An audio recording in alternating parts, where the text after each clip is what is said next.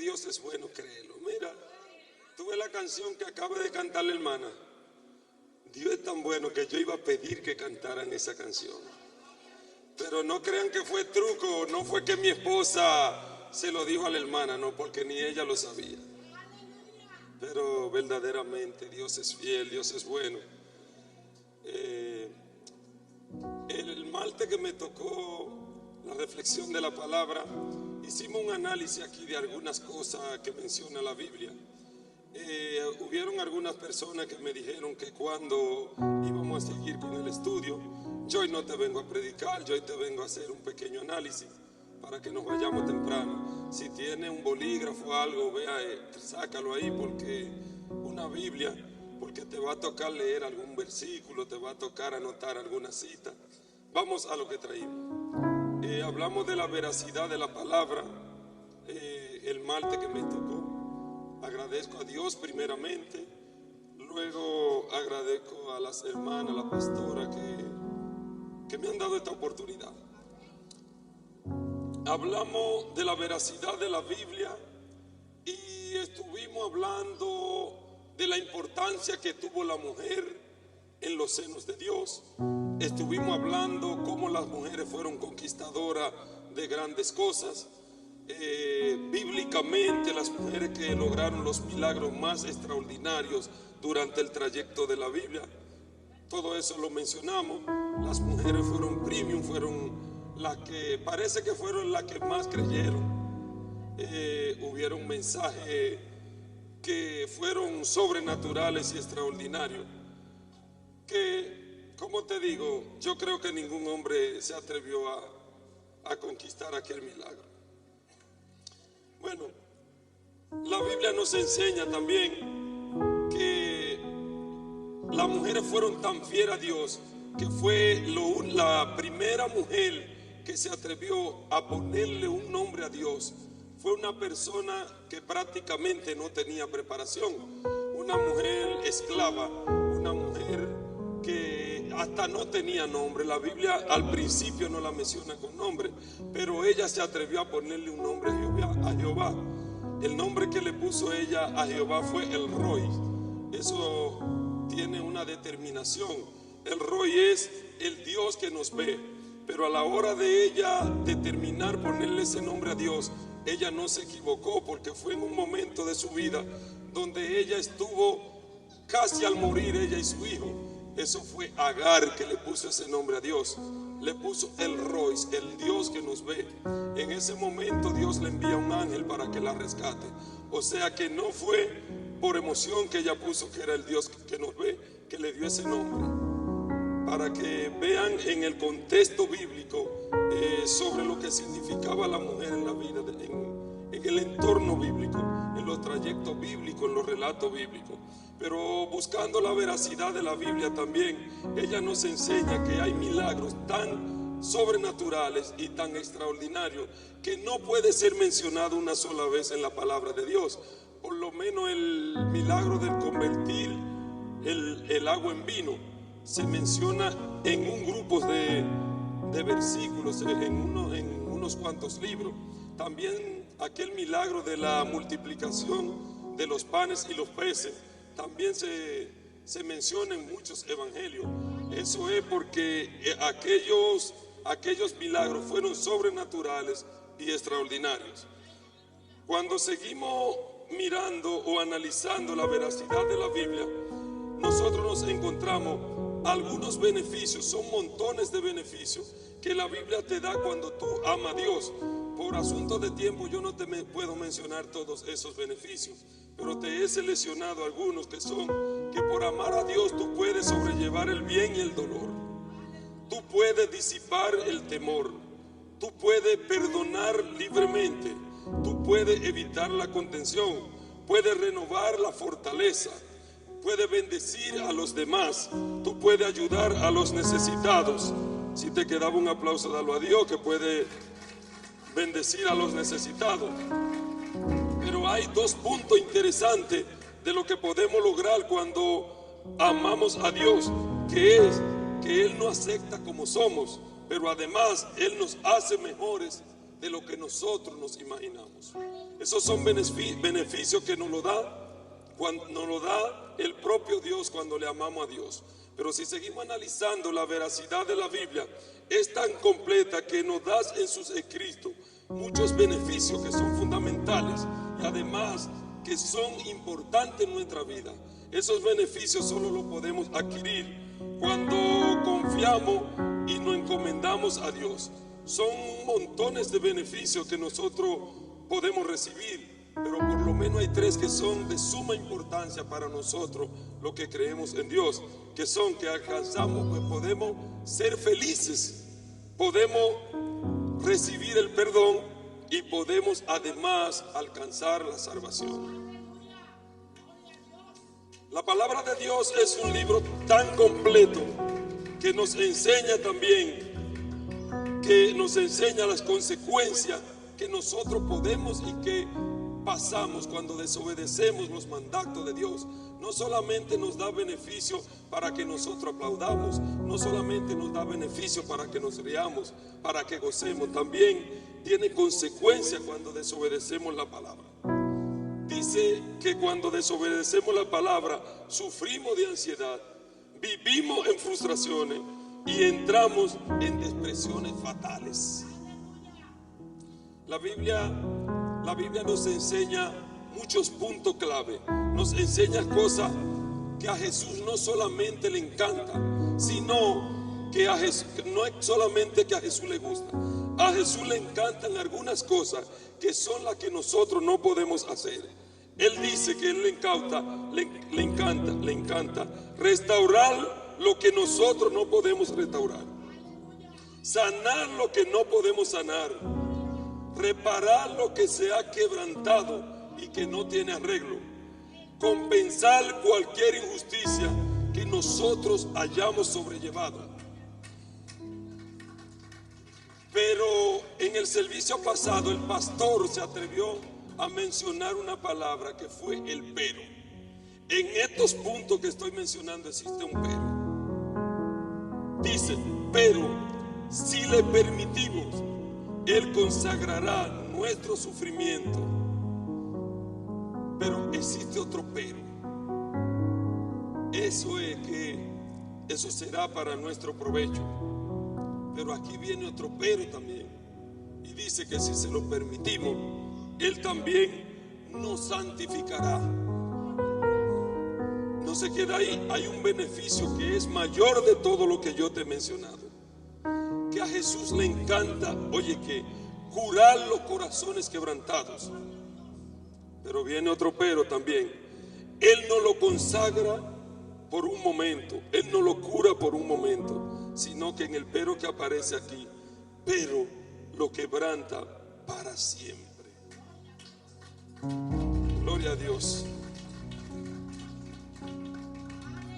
Cuando continuamos mirando o analizando la veracidad de la palabra de Dios, menciona algunas bases que son unas bases que nosotros disfrutamos cuando nos mantenemos unidos como iglesia. La unidad en la iglesia, cuando estuve analizando estos puntos, son un sinnúmero, son cientos de bendiciones, son cientos de curaciones que recibe en la casa de Dios cuando está unida. Pero yo quiero que alguien busque Efesios 4, versículo 4, versículo 6.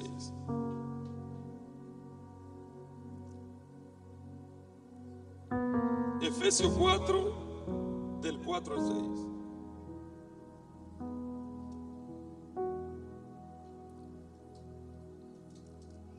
Amén.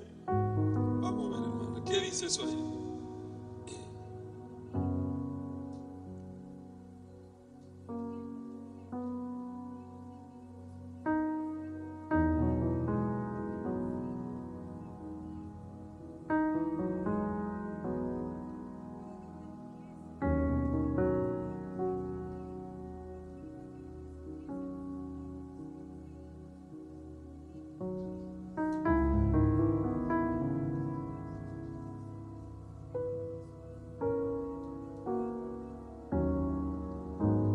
Eso es Efesios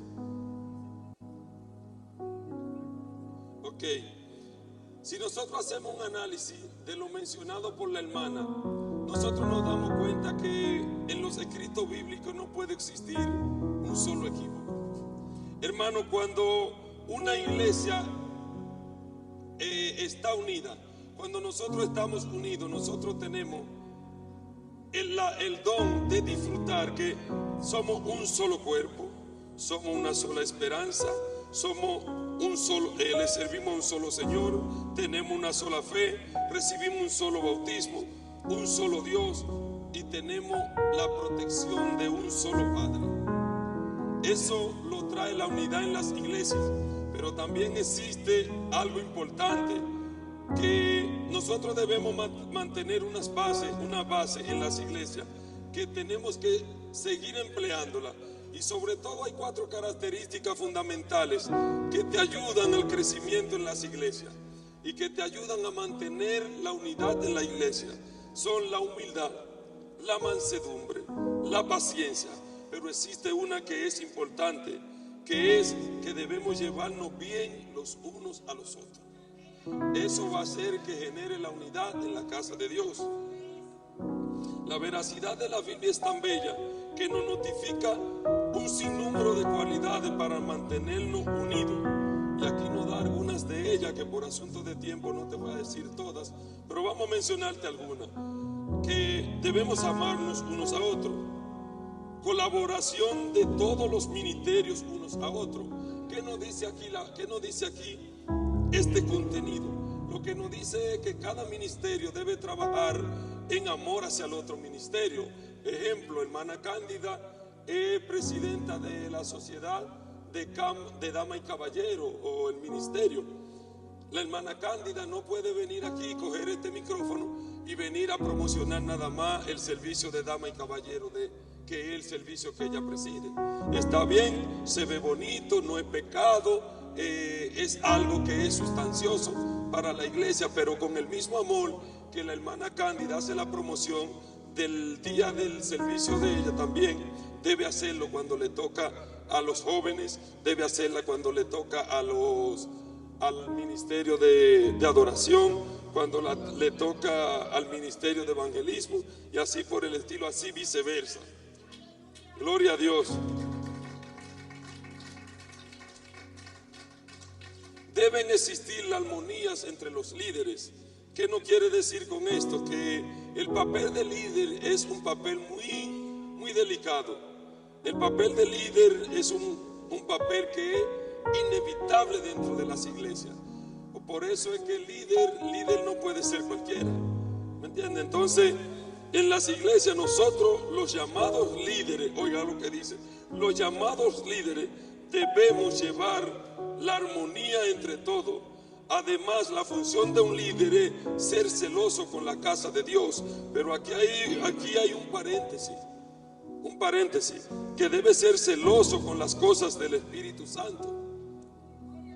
Esa es una función de un líder, pero también aquí viene un asterisco que dice que también debe ser celoso todo aquel que es llamado hijo de Dios y pertenece a la casa de Dios.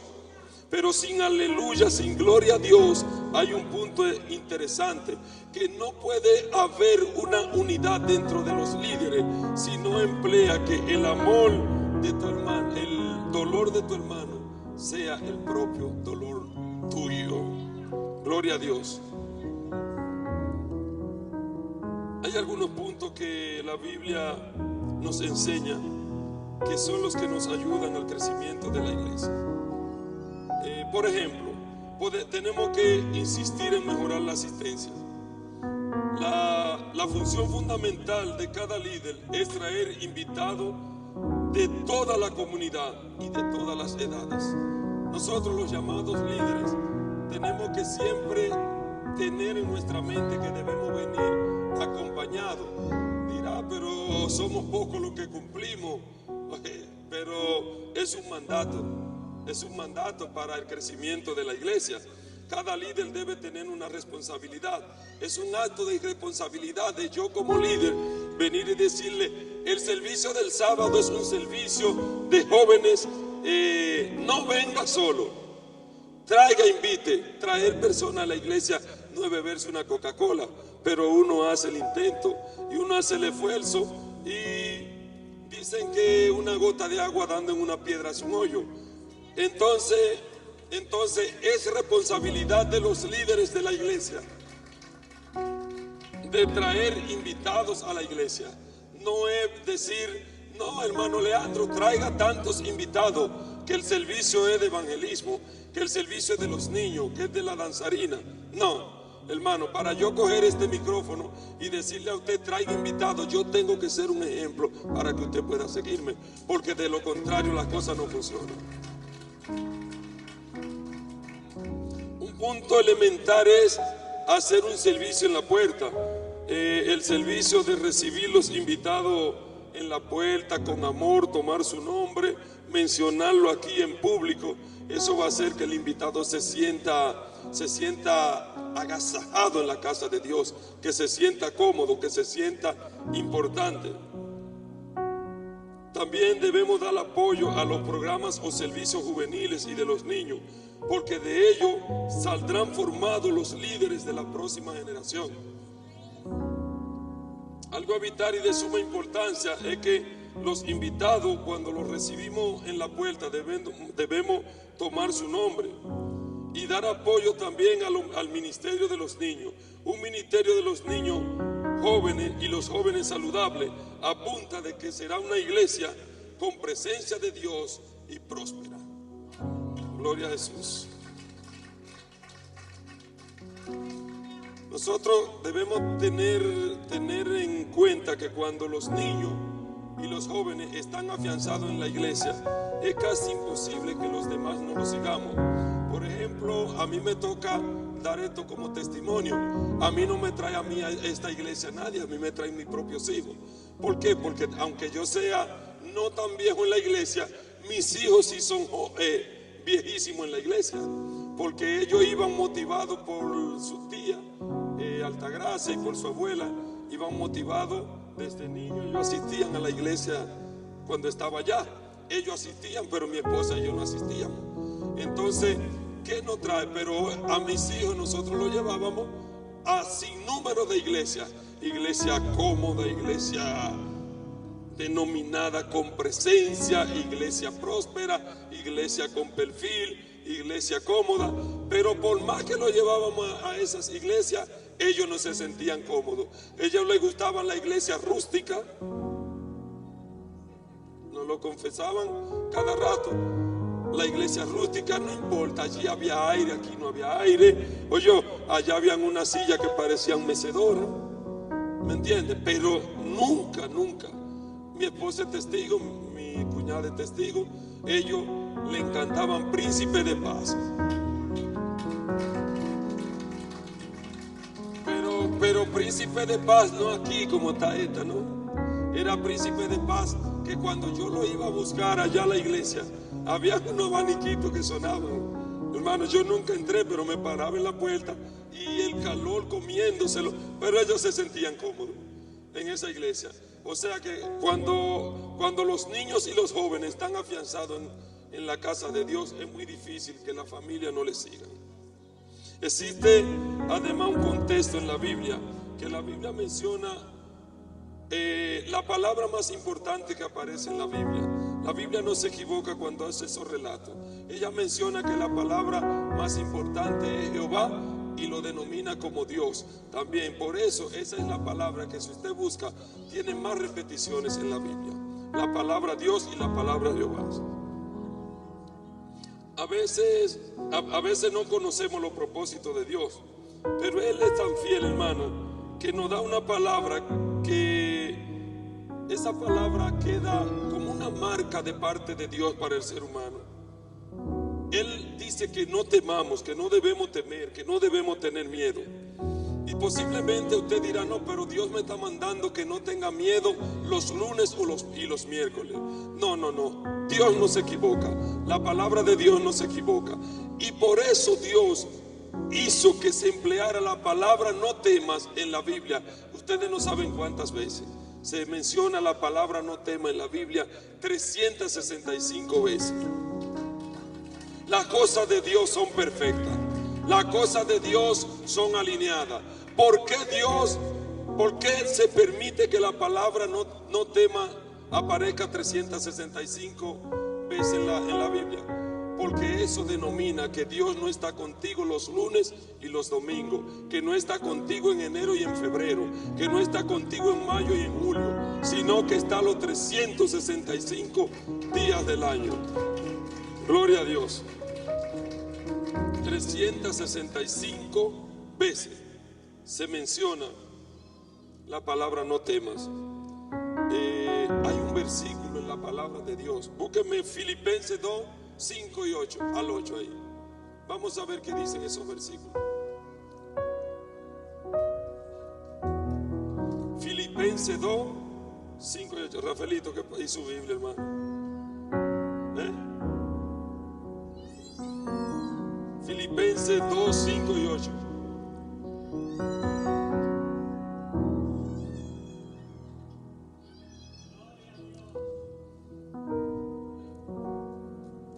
Dígalo, hermano. Del 5 al 8, léalo.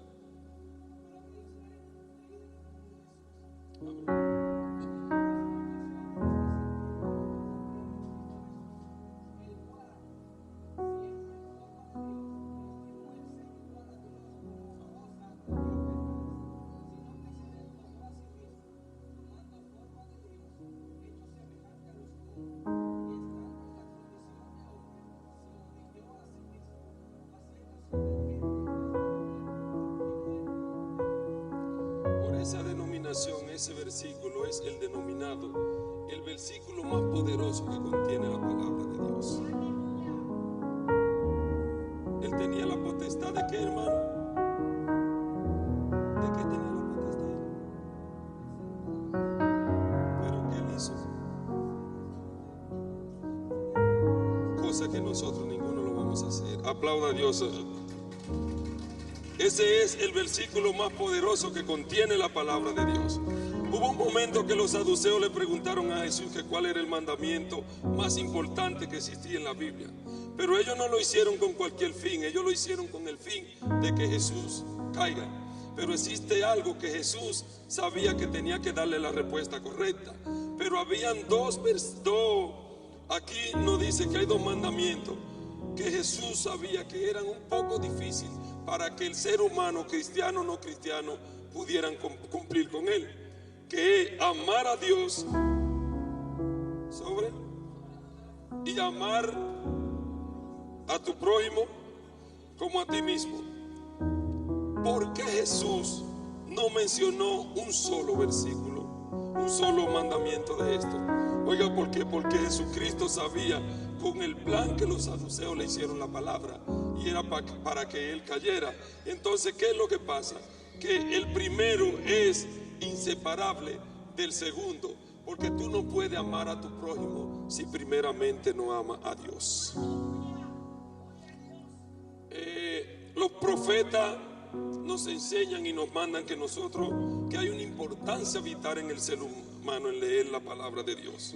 Y usted me dirá, ¿y por qué, hermano? ¿Por qué es de vital importancia leer la palabra de Dios? Sí, porque cuando leemos la palabra de Dios nos ayuda cada vez más a conocer a Dios y a Jesús. Nos da poder para resistir la tentación, nos fortalece en nuestra tribulación, y al leerla nos ayuda a reconocer siempre al Señor y a fortalecer nuestra relación con Él. Por eso los propios profetas denominan que debemos leer la Biblia no un día, sino todos los días. Y hay una importancia mayor que la obtenemos al leer la Biblia.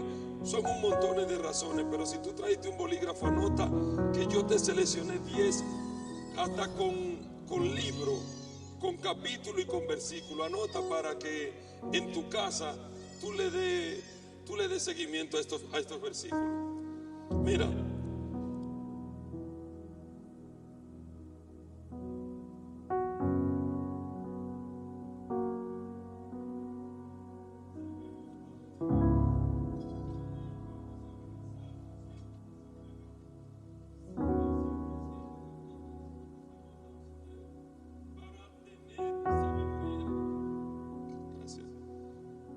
Para tener sabiduría encontramos el Salmo 19, versículo 7.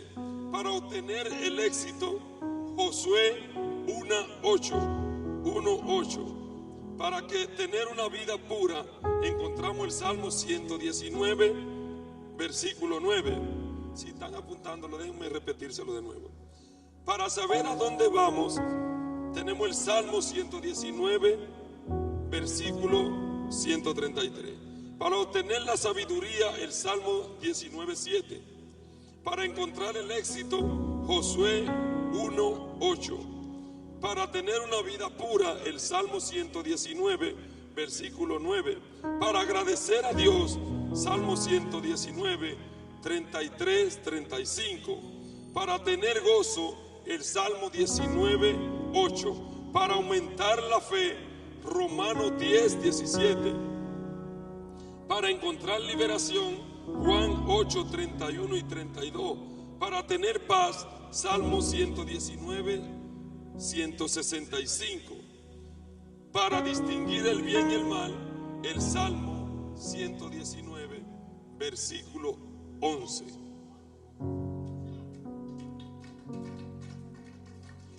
A veces nos preguntamos que si será verdad que la palabra a través de sus escritos nos ayuda a alcanzar la salvación. Y también nos preguntamos que si hay un cielo nuevo y que si moraremos en él.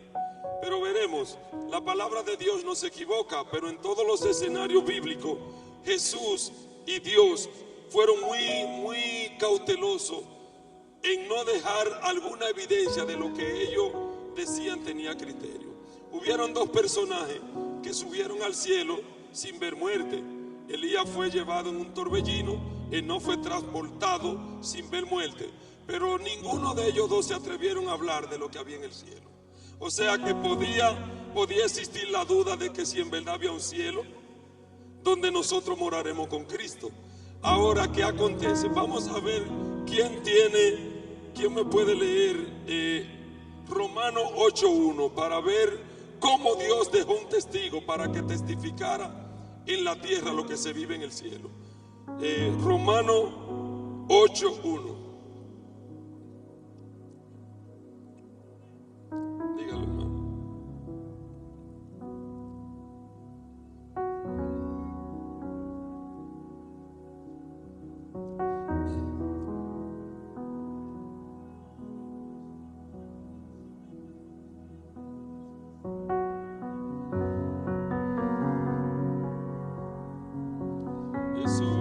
Eso lo dice el apóstol Pablo. ¿Y por qué razón el apóstol Pablo menciona eso? Además, él menciona que el morir en Cristo para él es ganancia. Pero no crean que fue por tonto, por pariguayo, ni fue por otra cosa. Lo que pasa es que él vivió lo que él vio, palpó lo que se vive en el cielo. Y por eso él notifica eso aquí en la tierra. O sea que en todos los escenarios bíblicos ahí hay un testigo para que se sepa que lo que dice la Biblia tiene veracidad. A mí me ha tocado hablar en mi área laboral con alguna persona y algunos ingenieros, cuando son ingenieros y le dicen maestro, se sienten mal. Otros que ni siquiera han pasado por maestro, si le dicen maestro se portan mal. Pero vamos a ver qué nos dice la palabra de Dios. Cuando analizamos la palabra de Dios, encontramos ingenieros fueron muchos, profesores fueron muchos, estudiosos fueron muchos, reyes fueron muchísimos. Pero vamos a ver qué significa la palabra maestro. Bíblicamente, en todo el trayecto de la Biblia, o se menciona la palabra maestro 2 o 3 veces, no se menciona más de ahí. Entonces, hubo un personaje que también se le denominó maestro, que fue a Jesucristo. Cuando se le dice maestro a Jesucristo, podían comparar a Jesucristo con Nicodemo. Lo podían comparar, o posiblemente lo podían comparar con el hermano Rafaelito, maestro. Pero para que no haya cola en la palabra de Dios, hubo que dar una notificación de lo que era Jesús. Que Jesús no era simplemente un maestro, sino que fue denominado maestro de los maestros. Hermano, debemos siempre leer la palabra de Dios. Yo estuve leyendo un libro que se llama Salud Familiar. En ese libro existía una reunión de una familia. Esto para terminar. Una reunión de una familia, pero aquella familia era una familia larga. En esa familia había inconversos, habían personas que casi creían en Jesús, que casi creían en la Biblia, habían empapados de la Biblia, habían personas que andaban fiel con Dios, habían come Biblia, habían personas que estudiaban y analizaban la palabra de Dios. Pero ustedes saben que en esas reuniones familiares donde se juntan algunos caracteres diferentes, pensamientos distintos, siempre hay temas voluminosos y siempre acontecen los conflictos. ¿Qué acontece? Siempre que tocaba hablar a los demás, siempre no había una solución para los problemas. Pero aparecía una pareja siempre, que era la pareja que estudiaba la Biblia y además la escudriñaba. Dentro de las reuniones familiares que ellos hacían, pasaba lo siguiente: que cada vez que hablaban los otros había tumulto y no había solución. Pero cuando hablaba el que conocía la palabra, el que se empapaba de la palabra, el que la leía siempre y el que la escudriñaba, venía la solución al problema, llámese como se llame. Hubo una inquietud de los demás y dijeron: pero ¿por qué cuando este habla, inmediatamente el problema puede ser del tamaño de una torre y llega la solución inmediata? Entonces, en el conglomerado hicieron un análisis y tuvieron que darse cuenta que cuando el que escudriñaba la palabra hablaba, no hablaba por hablar, sino porque tenía vaciado aquí el remedio para todas las cosas en la palabra de Dios. Hermano, hasta aquí Dios me ha ayudado. Que Dios te bendiga, iglesia. Dios te cuide y sobre todo tener siempre pendiente la veracidad de la Biblia. La veracidad de la Biblia. Para todo hay un remedio en la Biblia, para todo hay una solución. Lo único que tienes que hacer es leerla y escudriñarla y pedirle a Dios que te ayude a